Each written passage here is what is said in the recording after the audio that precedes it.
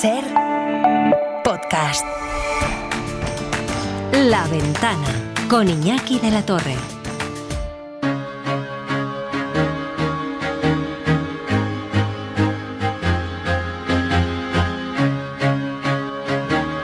La Casa Azul con Ana Valtierra.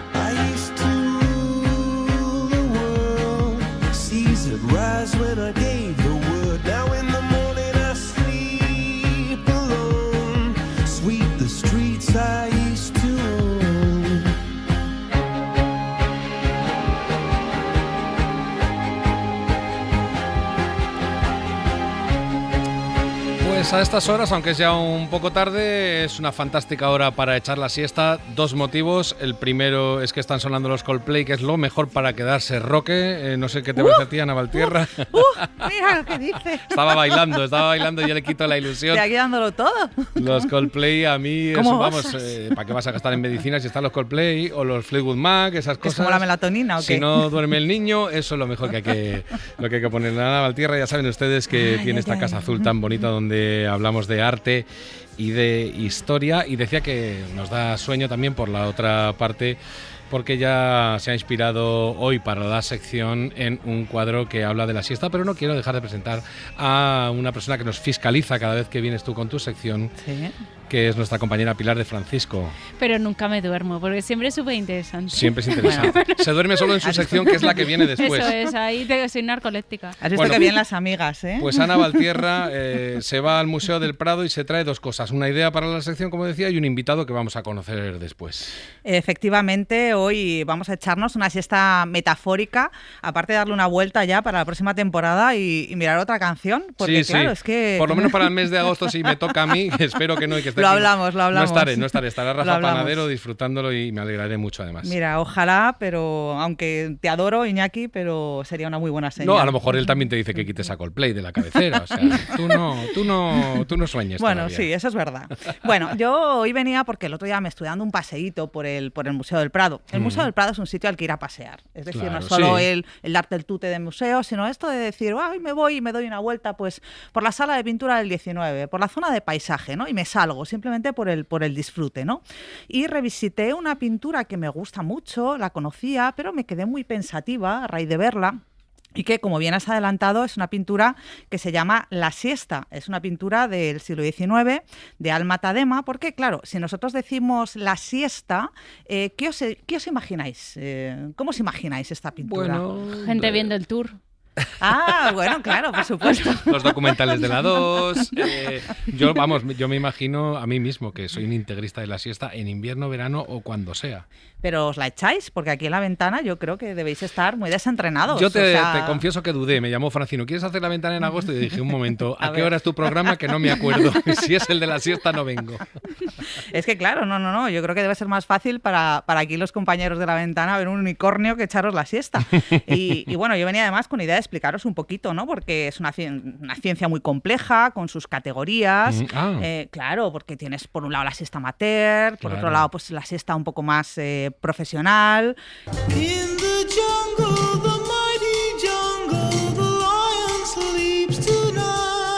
El león duerme esta noche. Está mejor. ¿Me está llamando León o cómo? Hombre, el rey. Cada tipo de siesta tiene su momento, además, ¿no? Hombre, por supuesto.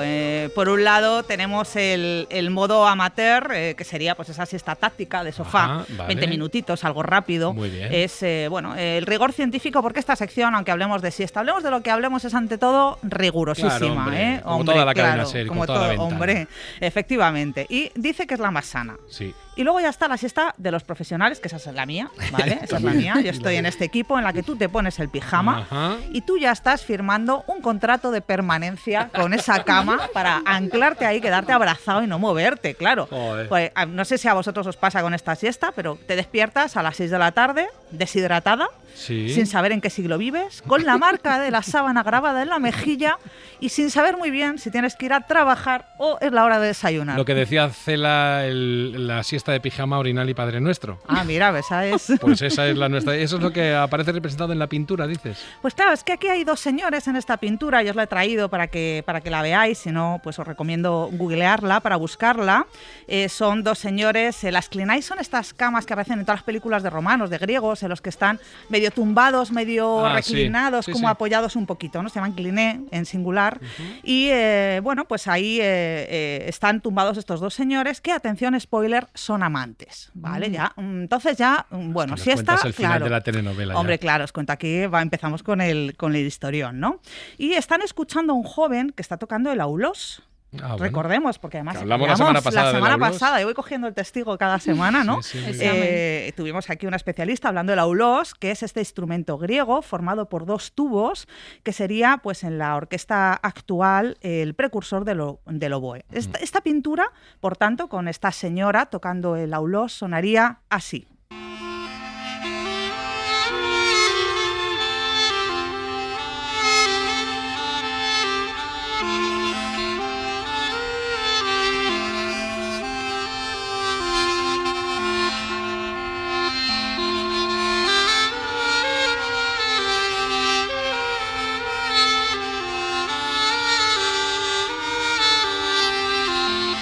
No te veo yo muy convencida con estos argumentos, Ana.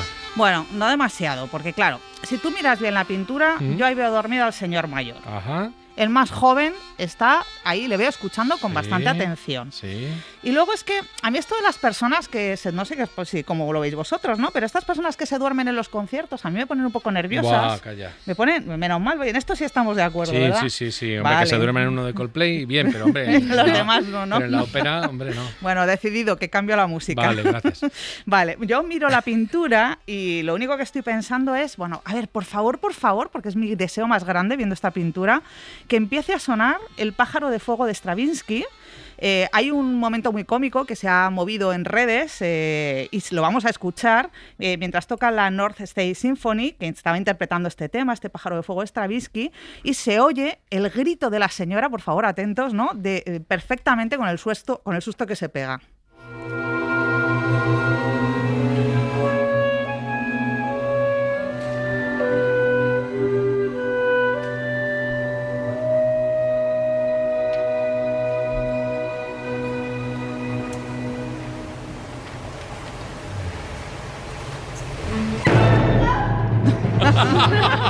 La han despertado. Claro, no, es maravillosa, que sí. Es que quiero que haga el aulós esto. Es una auténtica maravilla que se despierte alguien en medio de un concierto, pero o sea, está grabado, quiero decir, sí, esto está, efectivamente esto pasó y además se ve como el director se ríe, claro, porque claro, yo creo que se asusta la señora y asusta a toda la orquesta que pega el bote. Vale, está ambientada en Pompeya, la famosa ciudad destruida por la erupción de volcán, eso lo sabemos todo, Pompeya y Herculano, en la época romana, vale. Eso sí que le hubiera despertado de la siesta, claro, lo de la erupción, vaya. ¿Tenemos alguna reconstrucción de cómo sonaría ese volcán Vesubio erupcionando?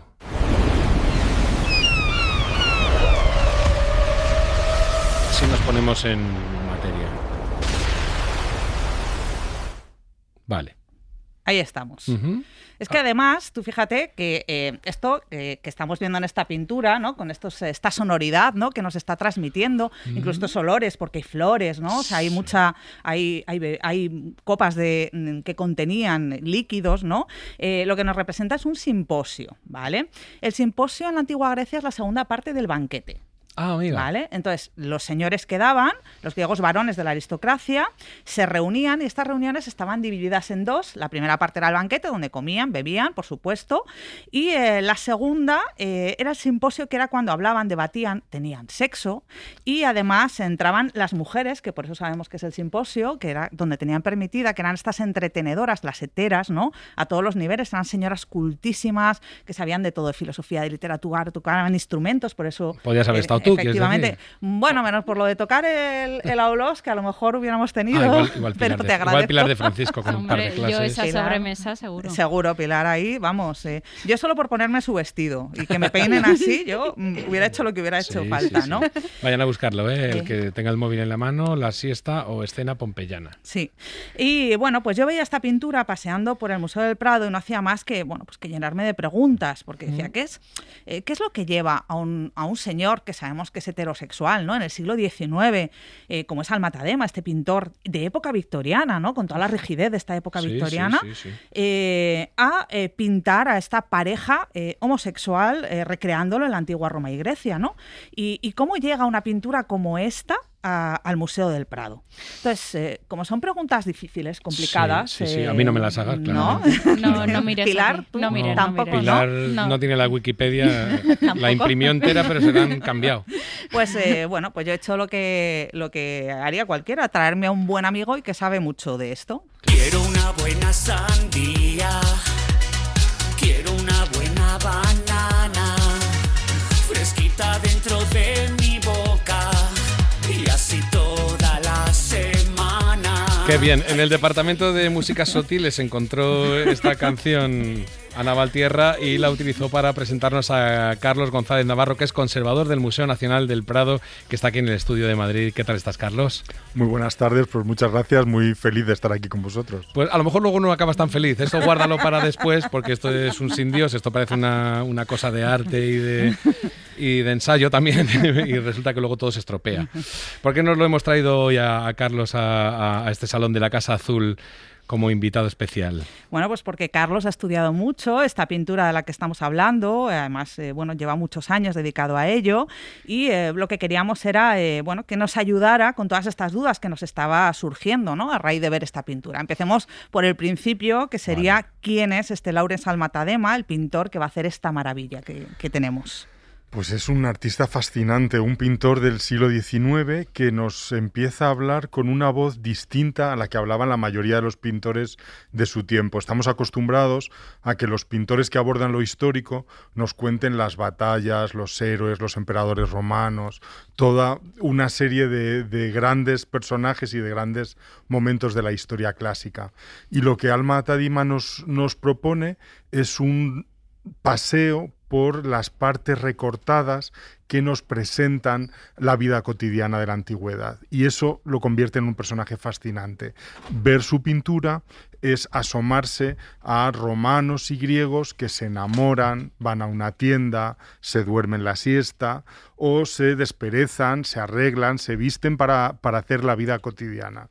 Esos detalles del mundo cotidiano los hace utilizando todo su conocimiento de la arqueología para diseñar unas imágenes icónicas absolutamente autorizadas desde el punto de vista de lo histórico, pero que nos empujan a soñar con habitar en la historia, con vivir en otra época, que es una tentación que en esos años de la Revolución Industrial parecen singularmente atractivas. Claro, es un modo de viajar en el tiempo a través de la pintura. Por cierto, creo que lo hemos pasado así bordeándolo, pero Almatadema, que es como tú lo has pronunciado, es un pintor británico, ¿no? Es un pintor nacionalizado, de origen holandés, nacionalizado británico después de su gran éxito a partir de los años 60 en Inglaterra, y que se convierte en uno de los iconos, en uno de los artistas más renombrados de la pintura victoriana. Oye, pero él cuando empieza a enamorarse del mundo clásico es porque él viaja, precisamente de viaje de novios, a Nápoles. Y creo que ese viaje es determinante en su carrera. Así es un viaje fantástico. Él había conocido los mármoles Elgin en Londres y había comenzado ese idilio con el mundo de lo clásico de una manera muy exitosa, pero la consagración de ese amor tiene que ver exactamente con los meses que se dedica a viajar por Italia como viaje de novios. Es un viaje de novios de los de antes, ¿no? Un viaje de novios que... Sí, luna de miel. Luna de miel de larguísima. 3 meses. 15 maletas y 7 caballos, 2 por carruajes. Nápoles, todos los yacimientos. Efectivamente, y un gran presupuesto. Desde luego. Eso sí, sin aire acondicionado, pero no pasa nada. Es nada que te hemos cortado. ¿Cómo es ese viaje? Cuéntanos. Se va primero a Florencia, luego viaja a Roma, después viaja a Nápoles y finalmente en Pompeya. Y en Pompeya, claro, todo cambia porque deja de tener un conocimiento que es puramente museístico o de libros y puede pasear por primera vez por una ciudad como la ciudad de Pompeya y enfrentarse a ese momento de excavaciones que es en el año 63, que es cuando se produce, 1863, que es cuando se produce este viaje, un momento en el que el jefe de las excavaciones está comenzando justo en ese momento a descubrir los cadáveres que se habían quedado fosilizados de los pompeyanos y empiezan a existir físicamente esos vaciados en yeso de los huecos que habían dejado los cuerpos humanos que habían fenecido en Pompeya. Esa idea de la Pompeya habitada, que contempla directamente, también tiene que ver con ese comienzo de las excavaciones con un sentido arqueológico mucho más riguroso que permite numerar, identificar cada ínsula, cada manzana de excavación, y no es un tipo de excavación que vaya buscando solo los objetos bellos, ¿no? Es el momento de tránsito, el que conoce Al-Matadima, en el que la arqueología deja de ser la búsqueda de un objeto bello que someter al rigor del anticuario para convertirse en un acto de estudio y de conocimiento más profundo de la vida cotidiana. Precisamente ese equilibrio es el que nos muestran sus pinturas, llenas de objetos fascinantes que nos seducen, muchos extraídos directamente de los museos, claro, como es el caso del cuadro del Prado, sí, pero también ese deseo de conocer profundamente las costumbres, la vida cotidiana de la antigüedad. En cierto modo es un documentalista este hombre.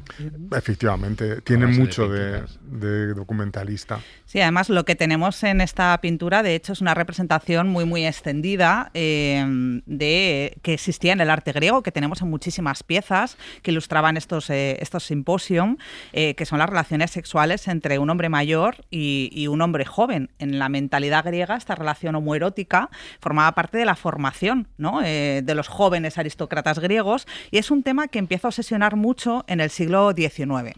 Y aquí es importante, y abro un pequeño paréntesis, porque para entender este contexto tenemos un ejemplo muy bueno que Carlos además también conoce bien, que es el que conocemos con el nombre de Copa Warren, llamada así por el primer dueño que tuvo en época moderna, que la encuentra, lo digo de cabeza, en 1901, no sé si de cabeza estoy diciendo bien. Yo no te lo sé confirmar ahora mismo, pero tú sigue, haremos como que era 1901. Lo comprobáis, si no. Pilar, no la mires así porque se podía equivocar en 6 meses. Pilar me está haciendo un gesto diciendo que era justo en marzo, no, claro, el 8.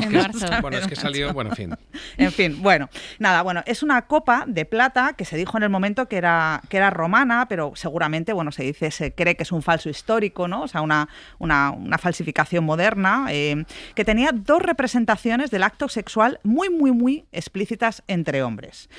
Para ser más concretos, pido imaginación aquí, una representación de sexo anal, en el que hay un señor tumbado boca arriba, y analmente está penetrando este señor a otro jovencito que tiene encima. Ajá. Entonces le está penetrando pues por el ano. Claro, claro. El otro, para mantener el equilibrio en esta postura, porque es un poco Kama Sutra, el que le toca arriba, pues está agarrando una cuerda que se ve en la Copa Warren, y luego tenemos a un señor que abre la puertecita por detrás, y esa puertecita por detrás está cotilleando. O sea, tenemos un tercer señor, que es el voyeur, que pues está excitando viendo la escena.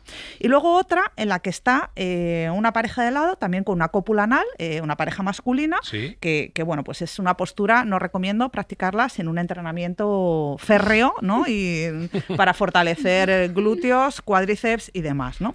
Claro, Carlos, ¿por qué les obsesiona a los Warren y a los ingleses de la época este tipo de representaciones, que es muy llamativo? Sí, pues es una época en Inglaterra donde, como en buena parte de toda Europa en ese momento, estaban prohibidas las relaciones entre los hombres o entre personas del mismo sexo, y de repente encuentran en este mundo griego, en el mundo de los clásico, una serie de referentes visuales con los que medirse y con los que identificarse.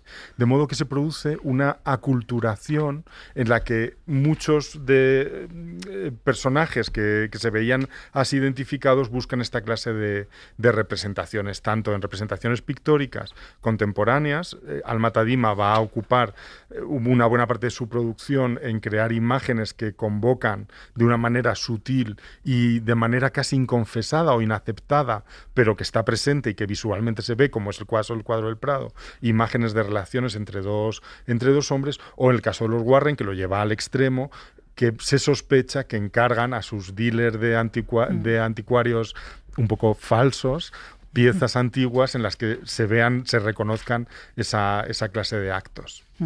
Claro, Al-Matadima en este sentido es una figura interesantísima porque es heterosexual, pero claro, tiene muchísima relación, entiendo, con este mundo homosexual. Es un pionero, un avanzado en su tiempo, además, en la educación de sus hijas, en estas relaciones. En cuanto a la educación de sus hijas, desde luego que sin duda fue un personaje insólito y... A mí me encanta. De los los personajes ideales, en el sentido de que tiene 3 hijos, el hijo varón muere muy jovencito, y las 2 hijas que tiene con su mujer pronto se quedan huérfanas y van a ser educadas por la segunda mujer de Al-Matadima, que es artista.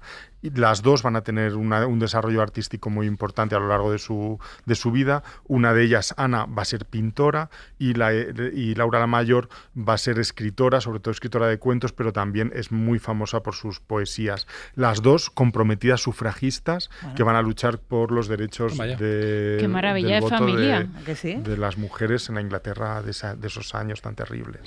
Digo que no más plumofobia, acaba ya con esa vieja historia. Y grito no más plumofobia, que me angustia, que me agobia. Y en la segunda entrega de Canciones Sutiles de Ana Valtierra, no más Y aquí vaya plumofobia. temazos que te estoy poniendo. Sí, muchas gracias. Qué bien que te dedicaste a la historia del arte y no a DJ. Sí, ¿verdad?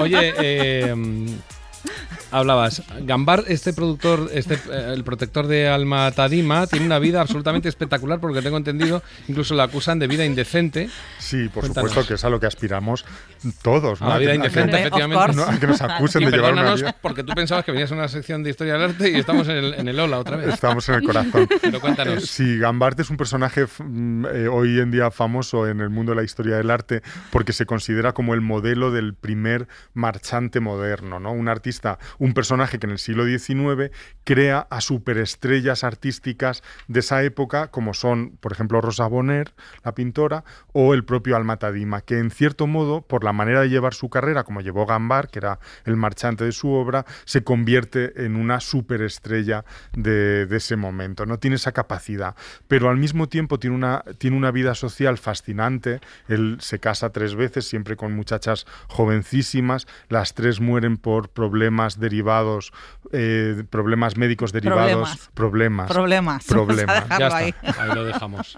Médicos derivados del hígado, y que se sospecha, en la época se murmura que tuvo que ver el propio Gambart en la desaparición de las 3. En todo caso, es un personaje fascinante, no por asesino y no por uxoricida, pero sí por la manera en la que condujo las carreras a través del límite que supone el escándalo, la promoción pública y la fama de los pintores. Y desde luego Al-Matadima fue uno de los beneficiados de esa manera moderna de conducir las carreras de los pintores. Ana Valtierra, resúmenos en un comentario por qué deberíamos lanzarnos todos, ahora que hemos escuchado estas cosas tan interesantes que nos ha contado Carlos, deberíamos lanzarnos a internet a ver este cuadro y luego irnos, por supuesto, al Prado a ver La Siesta. Bueno, deberíamos ir al Prado directos a ver La Siesta, porque es una pintura que nos transporta al siglo XIX, pero también nos transporta a época pompeyana.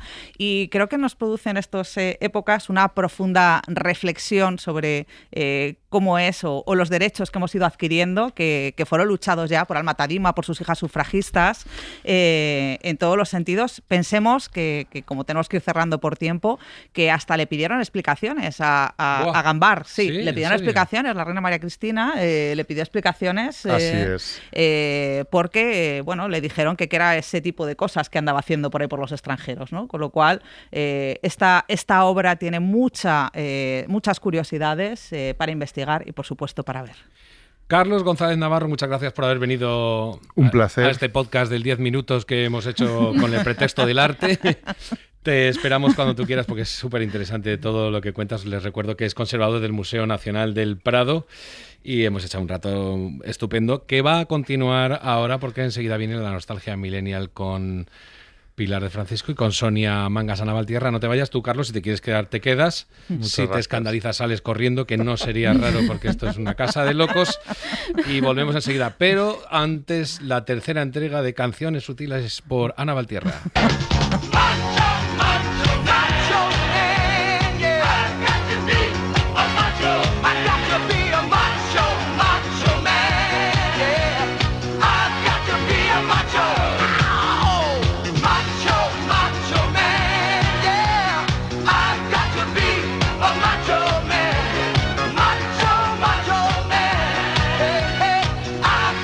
Para no perderte ningún episodio, síguenos en la aplicación o la web de la SER, Podium Podcast o tu plataforma de audio favorita.